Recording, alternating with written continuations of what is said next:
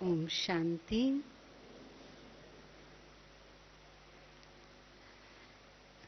ब्राह्मण जीवन का लक्ष्य है मनुष्य से देवता बनना, और देवता बनना अर्थात सर्वगुण संपन्न, 16 कला संपूर्ण, संपूर्ण निर्विकारी और मर्यादा पुरुषोत्तम बनना। तो ये बाबा ने हमारे सामने लक्ष्य रखा है। जब हम सर्वगुण संपन्न कहते हैं तो 36 गुण का गायन है, और उन सभी गुणों का राजा है संतुष्टता। जैसे बताया कि ब्राह्मण जीवन की प्रॉपर्टी है संतुष्टता। आध्यात्मिक जीवन में संतुष्टता का बहुत महत्व है। सांसारिक लोग तो समझते हैं कि संतुष्ट हो जाएंगे तो हमारी प्रगति ही रुक जाएगी। अगर हमारी इच्छाएं ही नहीं होंगी तो हम जीवन में आगे कैसे बढ़ेंगे। लेकिन बाबा ने संतुष्टता का बहुत गहरा अर्थ हमें समझाया है। ये जो हम सतही तौर पे उसका अर्थ लेते हैं वो उसका अर्थ नहीं है। अगर हम भक्तों को देखें, भक्ति मार्ग पर एक नजर डालें, तो कबीर दास जी ने कहा, गोधन गजधन बाजी धन और रतन धन खान, जब आवे संतोष धन सब धन धूरी समान। यानी संतोष धन के आगे और किसी भी धन का महत्व नहीं है।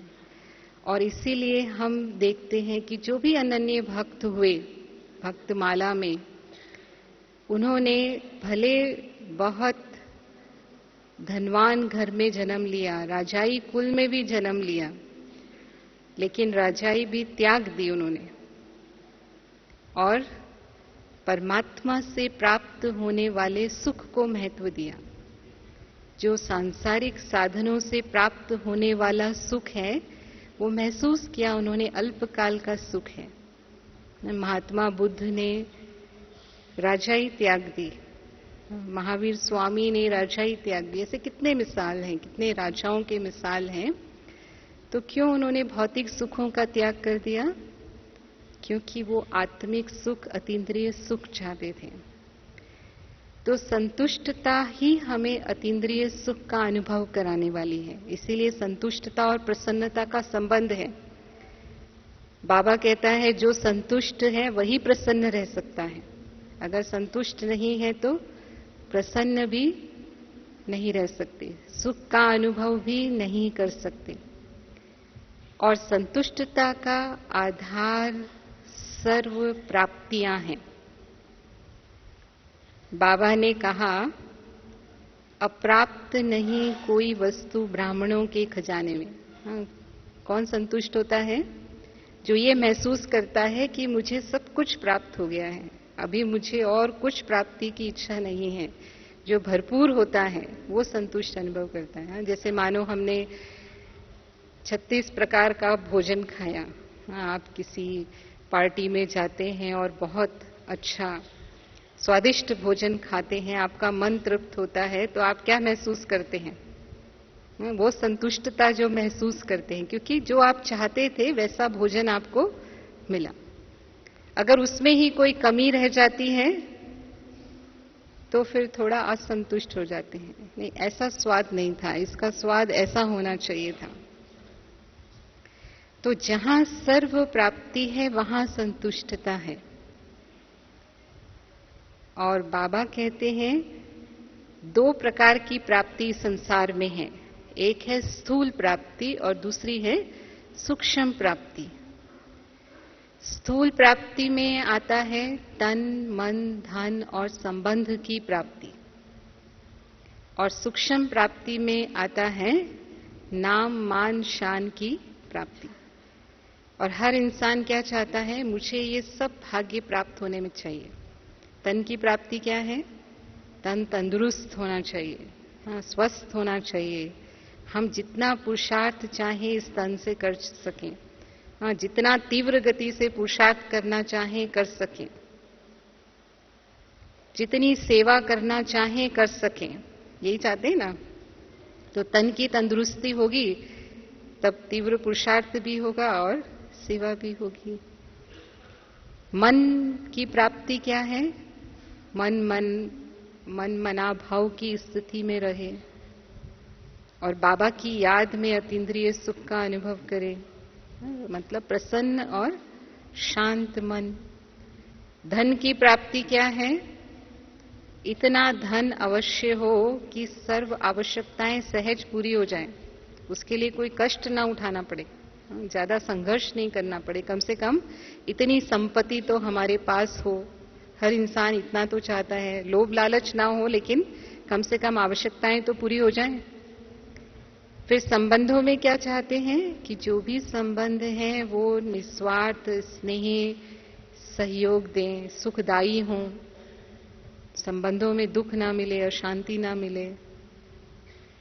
और सूक्ष्म प्राप्ति भी चाहते हैं, थोड़ा तो मान मिलना चाहिए, हाँ, थोड़ा तो प्यार मिलना चाहिए, थोड़ा तो पूछना चाहिए, हाँ, हमारा भी जीवन में कोई महत्व है। हर इंसान चाहता है कि मुझे भी जीवन में कुछ महत्व मिले। तो बाबा ने ये प्राप्तियां हमें पहले ही करा दी हैं, इसीलिए बाबा ने कहा प्राप्त नहीं कोई वस्तु ब्राह्मणों के खजाने में।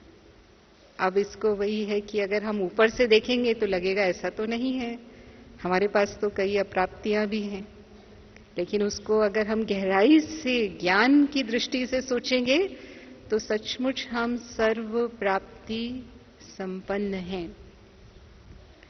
तन की प्राप्ति के लिए बाबा ने कहा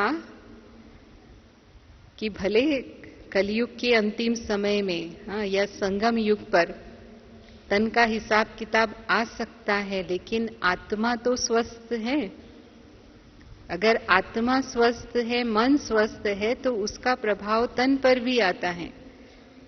तो मानो तन का हिसाब किताब है, क्योंकि 63 जन्मों का हमें हिसाब किताब इस अंतिम जन्म में पूरा करना है। तो छोटी मोटी कोई बीमारी आ सकती है, मानो आती है, कोई मोटी बीमारी भी आ जाती है, थोड़ी कभी बड़ी बीमारी भी आ गई मानो, तो उस बीमारी को हम सूली से कांटे का अनुभव कर सकते हैं। वो योग की शक्ति है, यानी कर्म भोग को हम कर्म योग से चुकतू कर सकते हैं, जिसको बाबा कहता है दवा और दुआ का बैलेंस कर लो। अगर हम सोल कॉन्शियस रहेंगे, बीमारी कॉन्शियस नहीं हो जाएंगे। कई बार क्या होता है, बीमारी छोटी सी होती है लेकिन हम बीमारी कॉन्शियस हो जाते हैं, उसका बहुत वर्णन करेंगे। मेरे को सिर दर्द हो रहा है, माना सारा दिन बोलती रहूंगी मुझे सिर दर्द हो रहा है, मेरे को टांग में दर्द हो रहा है, मेरे को ये हो रहा है, मेरे को वो हो रहा है। तो क्या हो गए, बीमारी कॉन्शियस हो गए ना। तो जो बाबा की श्रीमत है उसका पालन नहीं किया, तो जो बाबा की दुआएं हमें मिलनी चाहिए, जो शक्ति मिलनी चाहिए उस बीमारी को दूर करने के लिए, वो शक्ति मिलनी बंद हो जाती है। तो हम सोल कॉन्शियस रहें बीमारी के समय भी, जिसको बाबा ने कहा मन को स्वस्थ रखो। हमारे मन की जो भी चिंताएं हैं, जो भी तनाव है, बाबा क्या कहता है, मुझे सौंप दो, सब सौंप दो प्यारे प्रभु को। अपने पास कुछ चिंता परेशानी मत रखो, क्योंकि 70% बीमारियां डॉक्टर कहते हैं टेंशन और चिंता के कारण होती हैं। तो अगर मेरे मन में कोई चिंता आती है, विशेषकर ब्राह्मणों को बाबा ने ये सुविधा दी है कि अपनी कोई भी चिंता से बेफिक्र बादशाह बन जाओ। बेफिक्र बादशाह रहेंगे तो 70% बीमारियों से अपने आप बच जाएंगे, और जो 30% छोटी मोटी बीमारियां होंगी उसको भी दवा के आधार पर और बाबा की दुआ के आधार पर स्वस्थ होना मुश्किल नहीं होगा। तो हम तन का भाग्य भी संगम युग पर बाबा की शक्ति से अनुभव कर सकते हैं। फिर दूसरा मन का जो भाग्य है, मन मना भव की स्थिति, तो वो है पाना था सो पा लिया। ये मन का आवाज बाबा कहता है निकलना चाहिए भक्ति मार्ग में ढूंढते थे, ठोकर खाते थे, धक्के खाते थे, जिस भगवान के लिए इतना जप तप किया वो अब मुझे मिल गया। तो कहते हैं ना, परवाह थी पार ब्रह्म में रहने वाले उस परमेश्वर की, वो मिल गया तो फिर क्या चाहिए। तो मन का इच्छाओं से संबंध है ना, और कहते हैं इच्छाएं ही दुख का कारण है। तो जब संसार ही बाबा हो गया, बाबा मिल गया, माना मुझे ये अनुभव होता है कि सब कुछ मिल गया, तो बाकी हद की इच्छाएं रहेंगी? रहती हैं, रहनी नहीं चाहिए लेकिन रहती तो है। तो इसलिए मन मना भव नहीं हो पाते। तो मन का सुख हमें तब, जो मन की प्राप्ति है, मन का भाग्य है, वो तब अनुभव होगा जब हम ये महसूस करेंगे कि सब कुछ मेरा बाबा है, और जो मैंने पाना था वो बाबा को पाके सब कुछ पा लिया है। फिर अगर हम धन की प्राप्ति की तरफ आते हैं, तो बाबा ने धन के विषय में कहा है कि बाबा गरीब निवास है। बाबा इस संसार में से किसको चुनता है? साहूकारों को नहीं चुनता है। किसको चुनता है? जो इस दुनिया की नजर में जो गरीब है, हाँ, जिनको दुनिया गरीब मानती है, बाबा गरीब नहीं मानता है हमको। बाबा तो कहता है Brahma Kumari richest in the world है। रिचेस्ट, हाँ, कैसे रिचेस्ट है? कोई बता सकता है? क्योंकि अगर हम बाबा की याद में कर्म करते हैं तो हर कदम में पद्मों की कमाई है। और वो जो दुनिया के साहूकार हैं, बिजनेसमैन हैं, वो एक दिन में कोई पदम नहीं कमाते हैं। तो हम क्या कमाई करते हैं? हर कदम में पद्मों की कमाई करने वाले हैं, और एक जन्म की नहीं, अनेक जन्मों की कमाई करने वाले हैं। इसीलिए पद्मा पदमपति हैं। तो बाबा की नजर अलग है, दुनिया की नजर अलग है। दुनिया की नजर में तो हम गरीब हो सकते हैं, लेकिन बाबा की नजर में हम रिचेस्ट हैं। तो बाबा ने कहा स्थूल धन के हिसाब से हम करोड़पति नहीं होंगे, और अगर हो गए गलती से तो ज्ञान में नहीं रहेंगे, क्योंकि माया किसी न किसी तरह से अपना बना के ले जाएगी। और हमने देखा है अनेक ब्राह्मण भाई बहनों को जो धन के पीछे गए, तो भक्ति मार्ग में भी धन को माया कहते हैं ना।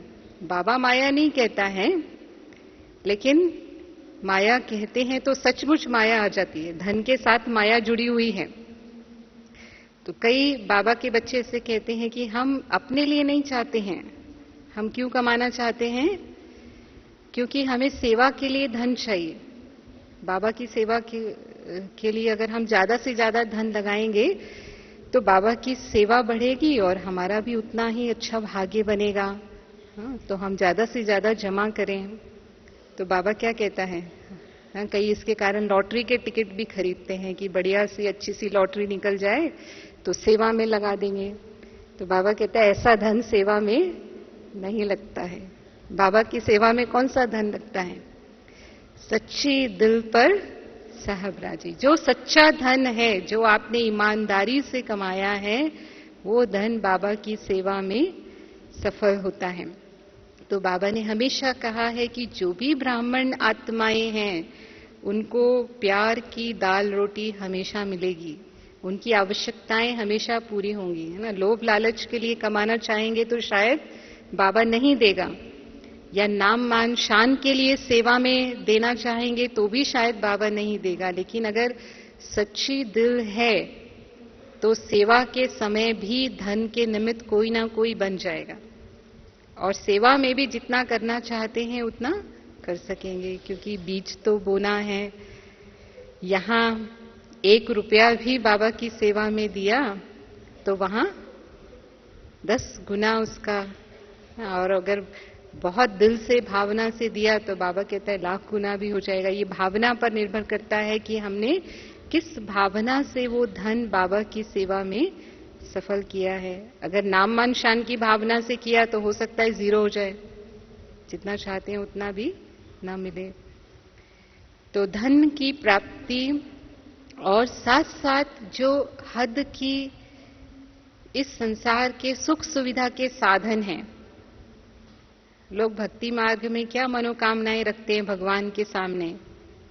हाँ, हे भगवान नौकरी दिला दो, हाँ मकान एक हो जाए, फिर मकान हो गया तो एक गाड़ी हो जाए, हाँ, गाड़ी हो गई तो फिर अब किसी के पास और अच्छी गाड़ी देख ली तो फिर ये नहीं ये हो जाए। क्या करते हैं?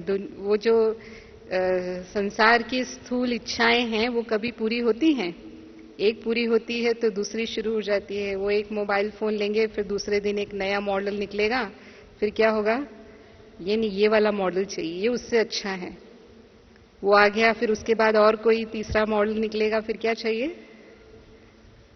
तो ये जो हद की इच्छाएं हैं, इसके लिए भी बाबा क्या कहता है? अगर है आपके पास तो यूज करो, मना नहीं है। बाबा कभी साधनों को यूज करने के लिए मना नहीं करते हैं, लेकिन साधन आपकी साधना को भंग नहीं करे। कहीं साधन आपका बुद्धि योग तो नहीं ले जा रहा है? हाँ, बुद्धि योग बाबा से तोड़ के पूरा बुद्धि योग साधन में चला गया, सारा टाइम मोबाइल में ही लगे हुए हैं, बाबा से योग ही टूट गया, तो क्या कहेंगे? उस साधन ने आपकी साधना को भंग कर दिया। तो ये अटेंशन और चेकिंग अपने ऊपर रखनी है कि कहीं मैं साधन के वशीभूत तो नहीं हो जाती हूं। न्यारा और प्यारा बनकर के उसे यूज करना वो अलग बात है,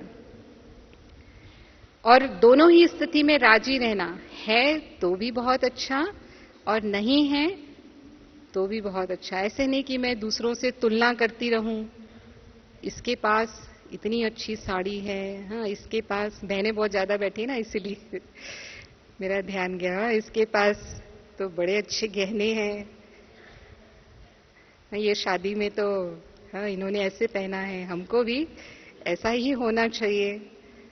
ऐसे तुलना करने लगते हैं ना, कई बार दूसरों को देखते हैं तो फिर वैसा ही चाहते हैं। तो ये जो छोटी छोटी इच्छाएं हैं, बाबा कहता है आपकी क्यों जागृत होती हैं? क्योंकि जब हम बेहद की प्राप्ति को भूल जाते हैं। बाबा ने हमें अविनाशी अकुट खजाने दिए हैं, और सबसे पहला खजाना कौन सा है? ज्ञान धन का खजाना। कहते हैं knowledge is source of income. अगर अविनाशी ज्ञान रत्नों के खजाने को हम बढ़ाते हैं तो ये जो संसार की छोटी मोटी प्राप्तियां हैं ये अपने आप पीछे आएंगी, उसकी इच्छा करने की जरूरत नहीं है। जैसे कहते हैं परछाई के पीछे आप दौड़ो तो क्या होता है? परछाई पकड़ में आती है? कभी नहीं पकड़ में आएगी। लेकिन अगर आप परछाई को पीठ देते हैं और रोशनी के आगे अपना मुंह रखते हैं तो परछाई पीछे पीछे आएगी। ज्ञान सूर्य बाबा के सम्मुख में हूं, बाबा से मेरा बुद्धि योग है, तो ये जो संसार की हद की प्राप्तियां हैं ये परछाई की तरह हैं, आवश्यकताएं स्वतः ही पूरी होंगी। और बहुत भाई बहनों को ये अनुभव है कि हमारी कोई आवश्यकता का संकल्प हमें उठता है और बाबा उसको कैसे पूरा करता है, अपने आप वो पूरा हो जाता है, इच्छा करने की जरूरत ही नहीं है। इसीलिए इच्छा मात्रम अविद्या की स्थिति इस संसार की प्राप्तियों के प्रति हो और बेहद की प्राप्तियों की स्मृति में हम रहें। फिर संबंध की इच्छा होती है, तो संबंध की जो प्राप्ति है इस संसार में अगर हम देखें तो दुनिया में हो सकता है किसी को कोई ना कोई संबंध की कमी होती है, किसी को भाई नहीं होता है, किसी को मां नहीं होती है, किसी के पति ने शरीर छोड़ दिया होता है ना ऐसा। तो महसूस करते हैं कि ये सब संबंध होने चाहिए थे, लेकिन मेरे जीवन में ये संबंध कम है। लेकिन बाबा तो हमें सर्व संबंध ऑफर करता है, जो संबंध निभा लो। हाँ, भाई भी है, फ्रेंड भी है, माँ भी है, साथी भी है, पति भी है, अगर हम कहें साजन भी है। जो संबंध जब निभाना चाहे तब बाबा हाजिर है। ऐसे नहीं कि एक के साथ निभा सकता है और दूसरे के साथ नहीं निभा सकता, एक ही समय पर सबके साथ बाबा सर्व संबंध निभा सकता है। और सिर्फ बाबा से संबंधों का अनुभव नहीं, लेकिन इतना बेहद का दैवी परिवार, ईश्वरीय परिवार भी हमको मिला है। डबल संबंध हो गए ना। जो थोड़ी बहुत लौकिक में कमी होगी वो हमारा अलौकिक परिवार पूरी कर देता है, करता है कि नहीं करता, अगर हम उनकी कमियां नहीं देखें। दो बातें होती हैं इसमें। हाँ, एक तो प्राप्ति तो है ही है, लेकिन अगर हम संबंध संपर्क में आते हैं तो सभी आत्माओं के संस्कार भिन्न हैं। ये बाबा ने हमें ज्ञान दिया है कि हर एक आत्मा का अपना अपना पाठ है। तो अगर हम ज्यादा असंतुष्ट होते हैं संबंध संपर्क में, तो वो संबंधों में ही होते हैं।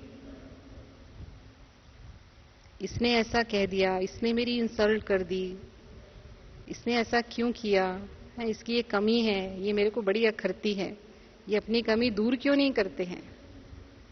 अगर इनको मेरे साथ रहना है तो ऐसे नहीं चल सकता, करते ना ऐसा। तो जब हम आपसी संबंधों में आते हैं तो उनकी विशेषताओं को देखें। बाबा ने कोई ना कोई विशेषता से ही उस आत्मा को इस दैवी परिवार में लाया है। अगर उसमें 35 अवगुण भी थे तो एक गुण जरूर था, तभी वो आत्मा यहां आई है। तो उसको उसी नजर से देखें कि ये विशेष आत्मा है, कोटों में कोई चुनी हुई बाबा की आत्मा है और कुछ नहीं। तो ये विशेषता तो है कि इसने परमात्मा को पहचाना है, और वो भी तो यहां पुरुषार्थ करने आई है ना, अपनी कमियों को दूर करने के लिए आई है। चलो अभी तक दूर नहीं कर पाई, अगर उसके अंदर वो कमी है तो मेरे अंदर कोई दूसरी कमी होगी। पुरुषार्थ तो मैं भी कर रही हूं, तो अगर मैं उसकी कमी देखती हूं तो क्या वो मेरी कमी नहीं देखती होंगी? देखती होंगी कि नहीं? वो भी सोचती होगी इसके अंदर ये कमी है। तो हम सभी के अंदर कमियां हैं, हम सब अपनी कमियों को यहाँ ज्ञान और योग के बल से दूर कर रहे हैं। तो मैं दूसरों के अवगुणों पर नजर क्यों रखूं? और अगर अवगुणों पर नजर रखूंगी तो वही मेरे अंदर प्रवेश हो जाएगा। न चाहते हुए भी वो कहते हैं ना, संग का रंग लग जाएगा बुद्धि में। बुद्धि का योग जहां है वही अंदर बुद्धि में आएगा ना। तो इसीलिए अपने आप को इस संग दोष से बचाना है जब हम संबंध संपर्क में आते हैं। नहीं तो हमारा दैवी परिवार बहुत श्रेष्ठ परिवार है, ऊंचा परिवार है। यही आत्माएं भविष्य में देवी देवता बनने वाली आत्माएं हैं। और पूरे कल्प के बाद अभी बाबा ने हमारा ये मिलन मेला किया है। अभी ही हम इस स्मृति से मिलते हैं। पूरे कल्प में इस स्मृति से मिलेंगे? याद ही नहीं रहेगा। अभी तो बाबा ने स्मृति दिलाई है। हाँ, तो कितना स्नेह होना चाहिए, कितना रूहानी स्नेह, आत्मिक स्नेह आपस में, और सम्मान होना चाहिए। ना कि हम उनकी छोटी छोटी कमियों को देखें और फिर उसमें असंतुष्ट हो जाएं। तो बाबा क्या कहता है? संतुष्ट रहना भी है और संतुष्ट करना भी है। अगर है भी सही तो शुभ भावना रखो, रहम की भावना रखो। अगर शुभ भावना से उनको कुछ गाइडेंस दे सकते हैं तो भले दें। वो स्वीकार करते हैं तो बहुत अच्छा, नहीं करते हैं तो भी हम साक्षी होके देखें। तो हर एक आत्मा के पार्ट को साक्षी होके देखेंगे तो संबंध संपर्क में भी इतनी श्रेष्ठ प्राप्ति बाबा ने हमें कराई है। फिर अगर हम सूक्ष्म प्राप्तियों को देखते हैं, नाम मान शान को, तो बाबा कहता है कि आप बच्चों का नाम कौन लेता है? दुनिया में लोग भक्ति में माला जपते हैं और राम राम राम राम भगवान का नाम लेते हैं ना, तो वो भगवान का नाम लेकर के उसे याद करते हैं। हम बाबा को याद करते हैं पहले, उससे ज्यादा बाबा हमें याद करता है। बाबा कहता है मैं बच्चों की माला जपता हूं। जपता है कि नहीं जपता? कहते हैं आपके नाम से, ब्राह्मण नाम है ना, तो आज के जो नामधारी ब्राह्मण हैं वो शरीर निर्वाह करते हैं ना। इतना ऊंचा ब्राह्मणों का नाम है। कहते हैं कि ऊंचा तेरा नाम और ऊंचा तेरा काम। तो नाम से भी ऊंचे हैं और काम से भी ऊंचे हैं। सच्चे ब्राह्मण हैं जिनके नाम से जो आज के ब्राह्मण हैं वो शरीर निर्वाह करते हैं। और फिर भक्ति में भी जब पूजा होती है तो पूजा में भी देवी देवताओं के रूप में सबसे ज्यादा पूजा किसकी होती है? देवियों की पूजा होती है। संतोषी माता का पूजन होता है। संतोषी माँ का पूजन क्यों होता है? क्यों संतोषी माँ का यादगार है? क्योंकि वो सदा संतुष्ट रही। सदा संतुष्टता का यादगार, उस गुण का यादगार, वो संतोषी माँ का पूजन होता है। तो वो नाम भी चला आता है। एक बार मुझे कहानी याद आती छोटी सी कि एक बार विष्णु जी क्षीर सागर में शेषनाग पर जैसे दिखाते हैं उनको बैठे हुए थे और एक डायरी पढ़ रहे थे। नारद जी पहुंच जाते थे कभी भी उनके पास, तो पहुंच गए तो देखा कि भगवान कुछ पढ़ रहे हैं। तो उन्होंने कहा कि भगवान आप आज क्या पढ़ रहे हैं, बहुत व्यस्त लगते हैं।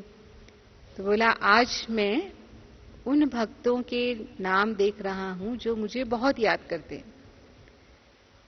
तो वो एकदम उत्सुक होके उनके पास पहुंचे। कहा अच्छा अच्छा, मेरा नाम कहाँ है इसमें, मैं देखूं। तो उन्होंने डायरी नारद जी को दे दी।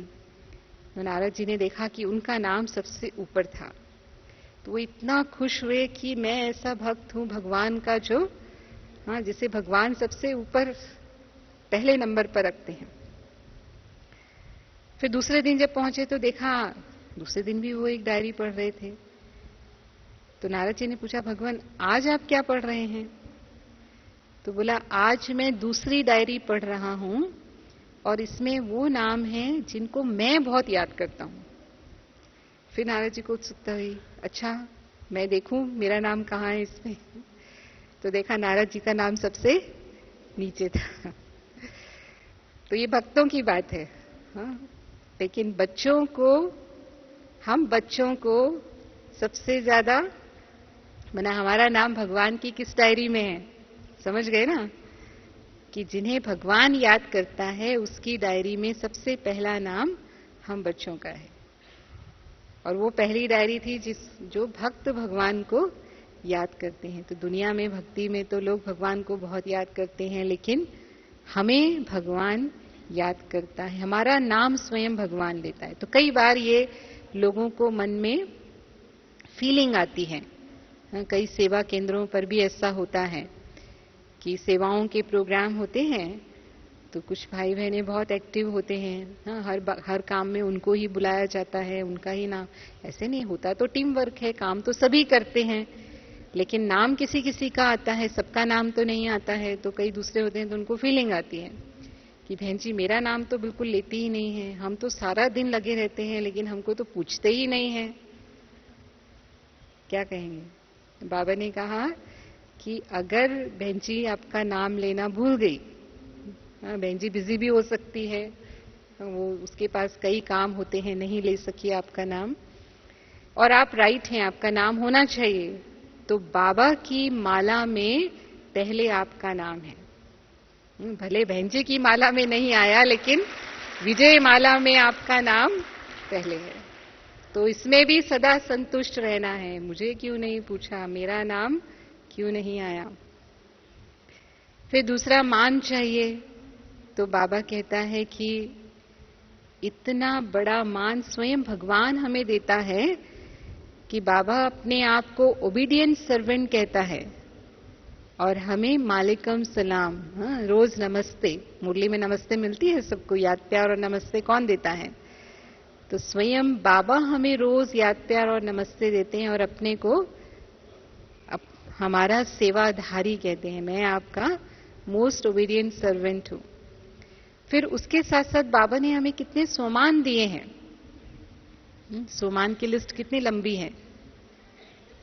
हम कोटों में कोई में भी कोई पद्मा पदम भाग्यवान है, विजयी रत्न है, मास्टर सर्वशक्तिवान है, बाबा की मस्तक मणि है।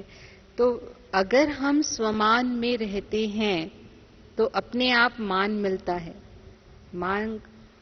मांगने से नहीं मिलता है। किसी को कहेंगे मेरे को मान दे दो तो देंगे, लेकिन अगर हम लायक होंगे तो अपने आप मान मिलेगा। तो लायक कैसे बनेंगे? जब हम स्वमान में रहेंगे, वो स्थिति हमारी होगी, इतनी ऊंची स्थिति होगी, तो अपने आप ही हमारे चेहरे से वो नशा और खुशी लोगों को दिखाई देगा कि हाँ, इनको कुछ प्राप्ति हुई है। आप स्मृति में रहेंगे तब तो वो प्राप्ति का अनुभव होगा।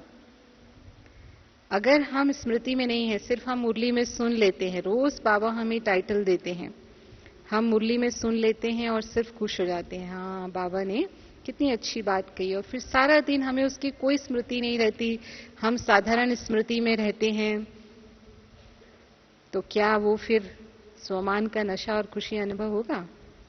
नहीं। तो वो अलौकिक स्मृति हमारी पूरा दिन किसी न किसी रूप में बनी रहे। इसीलिए बाबा ने 8 बार, आपको याद होगा 2-3 साल पहले बाबा ने कहा था कि दिन में 8 बार कम से कम स्वदर्शन चक्र चलाओ। अगर हम देवताई स्मृति लाते हैं अपनी, फिर उसके बाद पूज्य स्मृति लाते हैं, फिर उसके बाद वर्तमान ब्राह्मण स्वरूप, फिर फरिश्ता स्वरूप और फिर सर्वगुण संपन्न बिंदु स्वरूप, तो देवताई स्वरूप भी सर्व प्राप्ति स्वरूप है। जैसे हम कहते हैं कि अप्राप्त नहीं कोई वस्तु ब्राह्मणों के खजाने में, ऐसे ही अप्राप्त नहीं कोई वस्तु देवताओं के खजाने में। भविष्य प्राप्तियां भी हमारी अविनाशी हैं।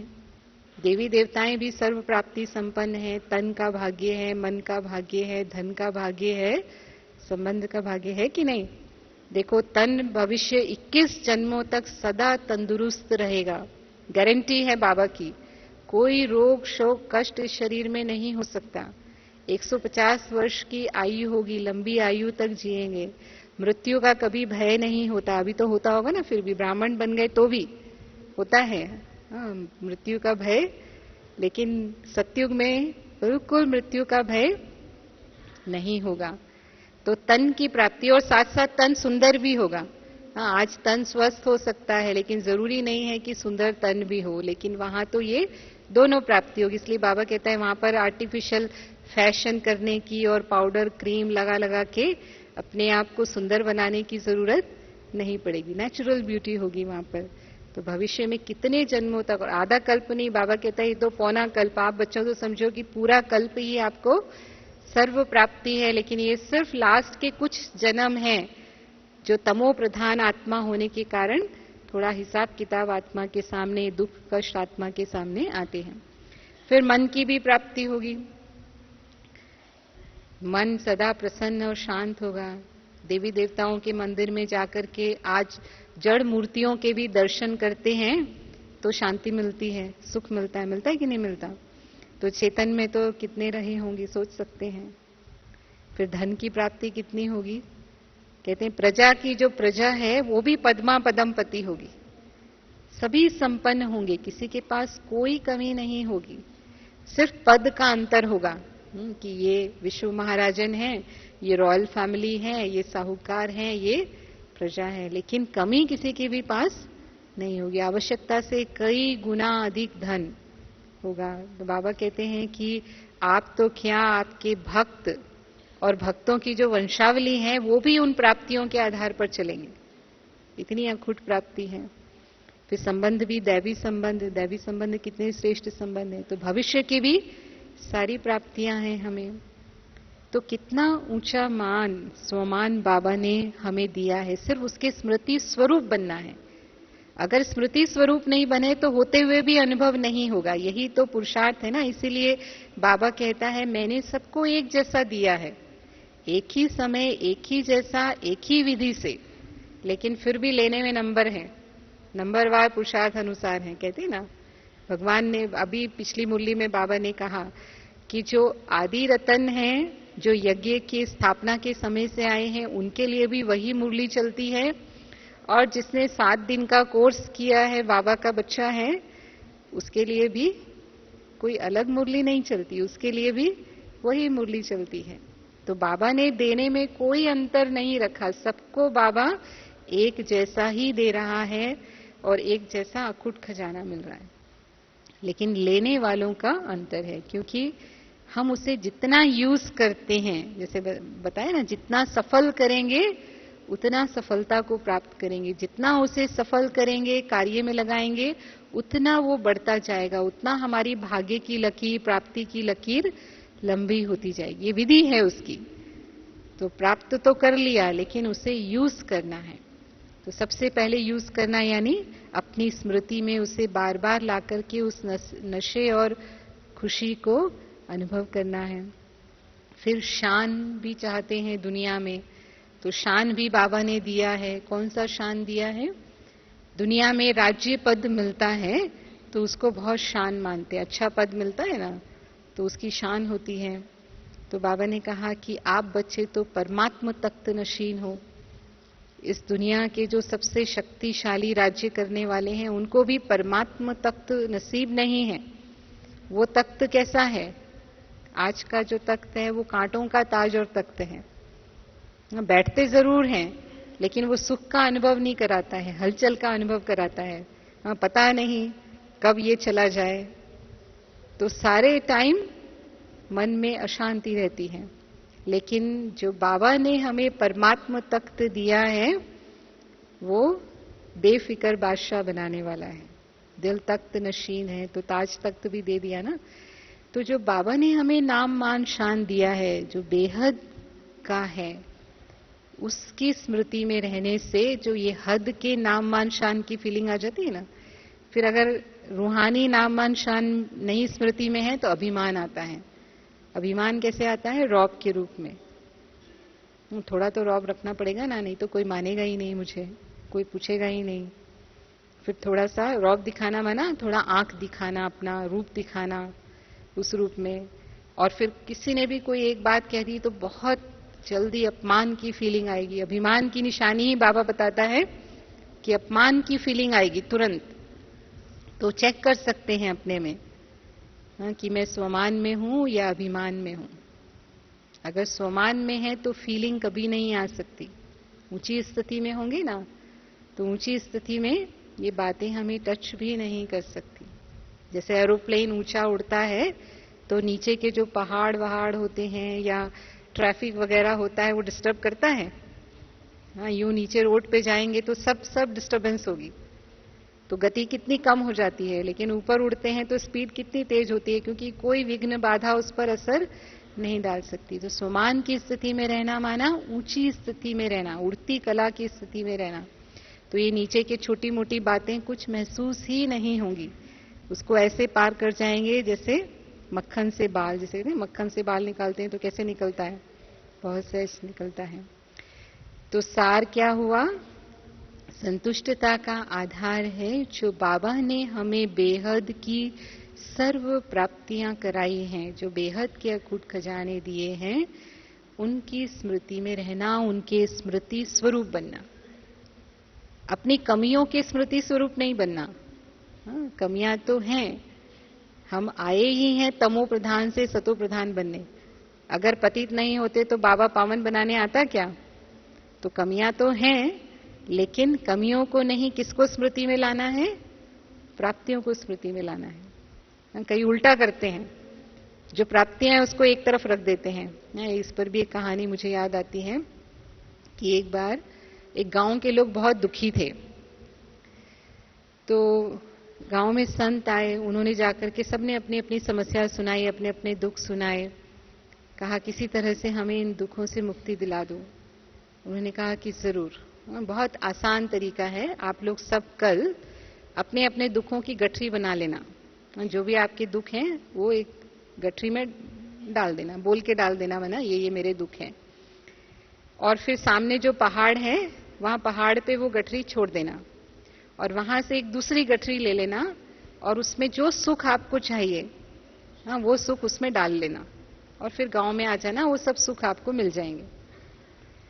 तो सबने ऐसे ही किया, गए वहां अपने दुखों की गठरी छोड़ी और वहां से अपने अपने लिए जो भी उनको सुख चाहिए थे वो सुख लेकर के आ गए।